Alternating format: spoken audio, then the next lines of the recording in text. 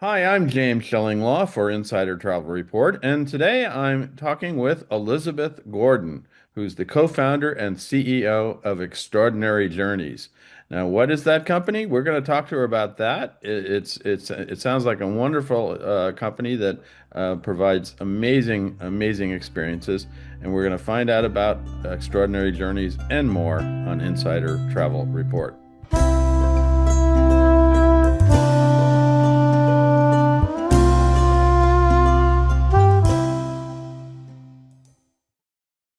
Elizabeth, how are you?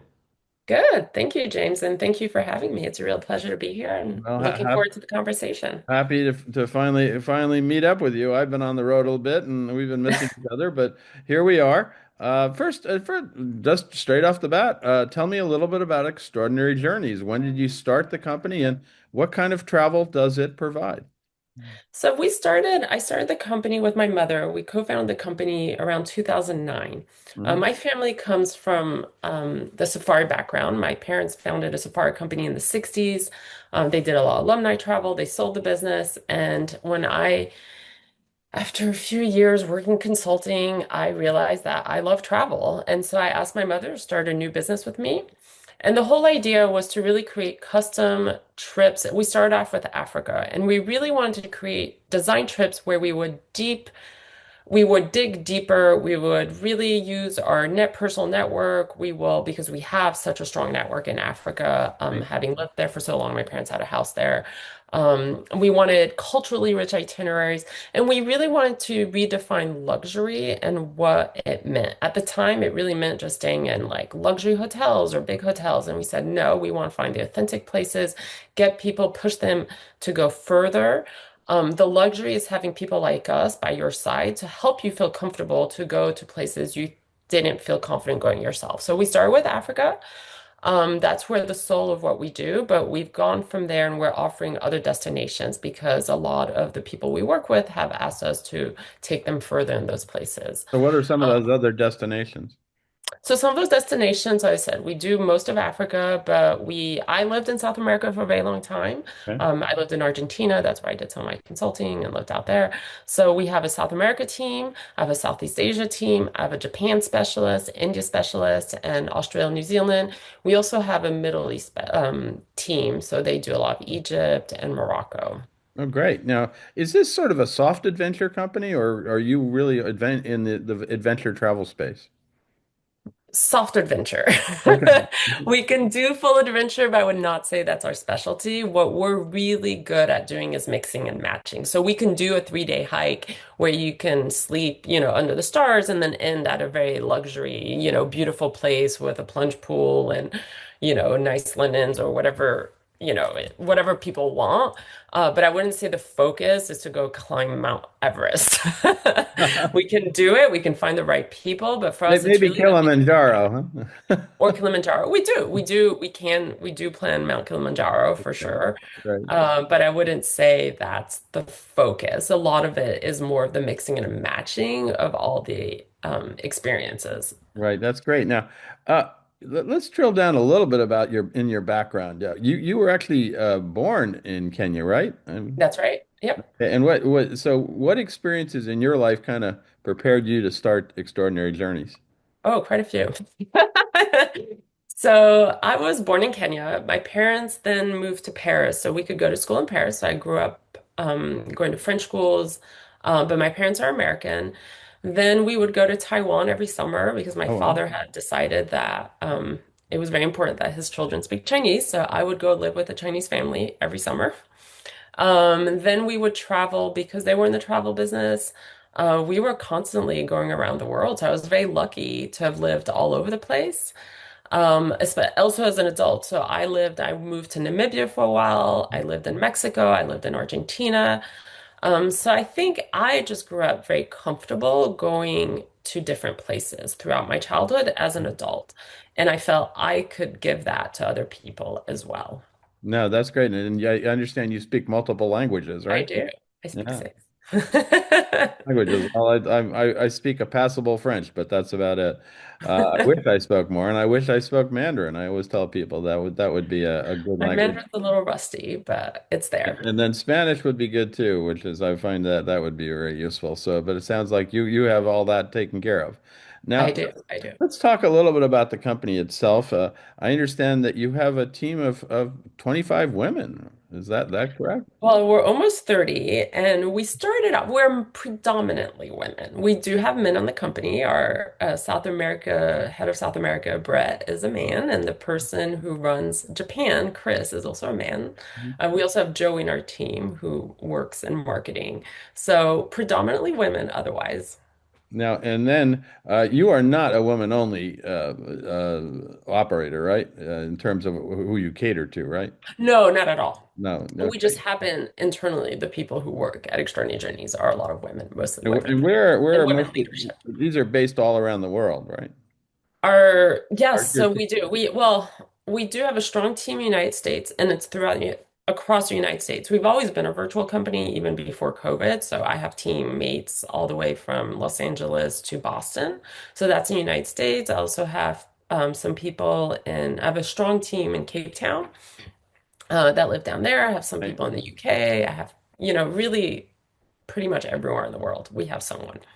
Now let's talk a little bit about some of the trends you're seeing in the market today. I know they gave me a list of some of the things that you were thinking about, but what are some of the things that are happening in the luxury travel side now? I think you things like short stays, friends expeditions, travel that moves you. There were a list that I received beforehand about some of the things that you are focused on. Yeah. I mean, there's quite a list. I'd say one of them, and I actually probably forgot to go over the list, was the multi-generational travel and the Right. family travel is really big. These big trips, people want to share them. A lot of grandparents, parents, kids, all traveling together, often for a milestone, and they'll invest in a really special trip for everyone. And I think it's really investing in the memories, investing in their and just family time and something very meaningful. So we've seen a huge increase. I'd say 40% of what we do is family now, um, more than ever before. Travel that moves you, people really want something special. They don't want I mean, there's always going to be a place for, oh, I want to stay at a resort, but they also want to be growing and expanding Mhm. their mind. They want to live experiences. So something that's really going to kind of click something in them, something that'll come back change. And we call it transformative Right. travel at Boozy or transformative travel. People are looking for that. We are seeing also, it's funny, we do have the shorter travel, like people moving through, going for Thanksgiving and spending Thanksgiving somewhere else on a very special trip. But another trend that I've seen are people are slowing down. Even though they're shorter trips, they're not trying to go all over the place. They're not Well, trying that's to, that slow travel trend we're seeing too, I think, right? oh, absolutely. When I started, these trips to Africa would be like 2 nights here, 2 nights here, 2 nights here, 2 nights there, everywhere. Everyone felt like they had to cover everything very quickly. And I think now we're seeing people wanting to spend 4 nights somewhere. They don't want to pack and unpack. Traveling is difficult. Being on flights is difficult. They just don't want to move around. We're really tired. Yeah, absolutely. I know the problem. And then of course we want to see everything. And sometimes not that's not Well, advisable. that's where we come in. We Right. we take the FOMO out. We're like, it's okay. You don't have to see everything. Because I think there's this one voice that tells you I have to see everything, and this other voice that says you're going to enjoy it more if you don't feel like you have to move all the time. Right. Now, who are your clients? We talked about that. You have multi-gen, uh, Yep. singles, couples, families, everything, right? Yeah, so multi-gen for sure. As I said, that's 40% of our business. A lot of accomplished professionals. I'd say most of our clients are going to be 30 and above, with grown or growing children. We have a lot of honeymooners because these are special trips. Like we don't do, we book your special trips. It's not your everyday planning. Oh, I'm just going to stay Mhm. at this hotel for 3 nights. These are kind of the big trips of a lifetime or the meaningful trips. So they tend to celebrate some things. And we will get a 40th birthday, 50th birthday, 60th birthday. Oh, Right. those are very common. And also people who are just more retired and want to kind of continue learning and expand their minds and aren't going to sit still all day and are looking for something very special there too. And they want the hand holding, they want the advice. They want to make sure we also have concierges Right. everywhere in house. So they want someone who can also hold their hands while they're traveling on the ground. Now that's great, and so you really cater to, and these are bespoke trips. These are you order every All trip is bespoke. different. Yeah. Yeah, every trip is really and that's our specialty. We dig deeper, not just on the destinations, but we're going to dig deeper on the people traveling. Like, what are you really excited about? Why do you even want to go on this trip? So instead of just saying, "Oh, we want to go to Kenya, or we want to go to Africa, or we want to go to Argentina," why do you want to go? And we'll try to really figure it out so we can start really matching the experiences and finding something more interesting and special, or if someone's very interested, or if we discover someone's a doctor, well, maybe do you want to meet a doctor on the ground? Like, do you want to hear how their life is like? Things like that. We're not saying, but we will try to do that, kind of add a different perspective and add a little dimension to the trip. No, that's great. And for my audience, travel advisors, how do you work with travel advisors to kind of develop that right kind of experience, and vice versa? How should they work with you? So we're an extension. We see ourselves as the extension of their team. We're like an internal specialist team. When they're working with their clients, they're working all kinds of trips. Every destination. It could be a domestic, it can be anything.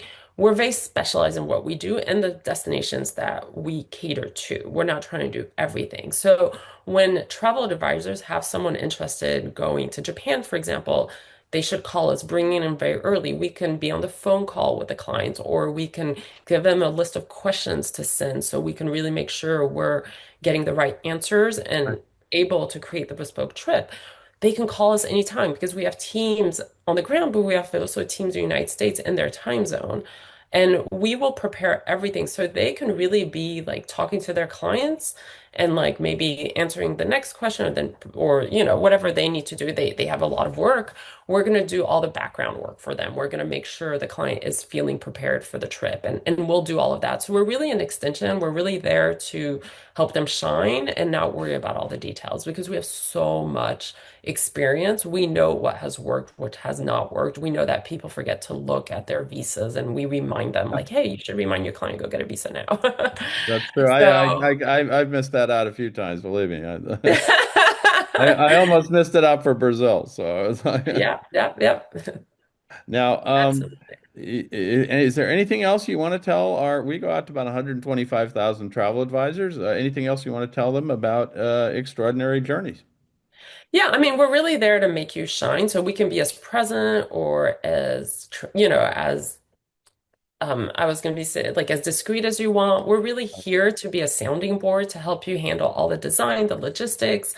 We share all the relationships on the ground. You can talk to our concierges directly. We really want to communicate and always let you know what's happening on the ground. That's something that's very important because we know what it feels like. So we're very flexible, and I think that's the other thing that's important to know. Like we work with you, we work together, and also these are your clients, and we're very mindful that we don't communicate with them. We kind of take your lead how you want to do it. We don't market to them, but we're really here to help you.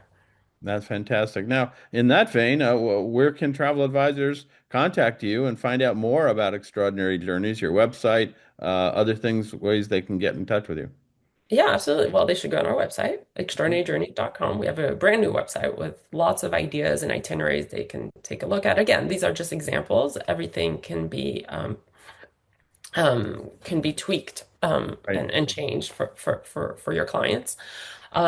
They can call us at 212-226-7331. Okay. And they can email us at info@extraordinaryjourneys.com. Fantastic. Well, Elizabeth, it sounds like you've had a fascinating life. Well, thank you. You've lived all these places, and so I'm sure that you take that experience and provide insight to your customers and to travel advisors who are their clients. So it sounds like you could probably write make a movie about your own life, and Exactly. that would reflect your company. So. Well, Congratulations on it. You've been around how many years have you been around now? wow, it's gonna be 16 years now. So we've been around Wow. a long time. Yeah, my mother's retired now, but having that experience behind me means, I mean, I feel we've been around for 50. Well, it sounds like you have tremendous experience in all these destinations, and congratulations on being 16 years old there with Oh, the thank you, James. company. And it was great to meet you here. And so, if everybody out there, if you want to try a very bespoke kind of travel, to try to contact Elizabeth at Extraordinary Journeys and her team, and they can set you up for your clients, whether it's a safari, whether it's South America, whether it's all over the world.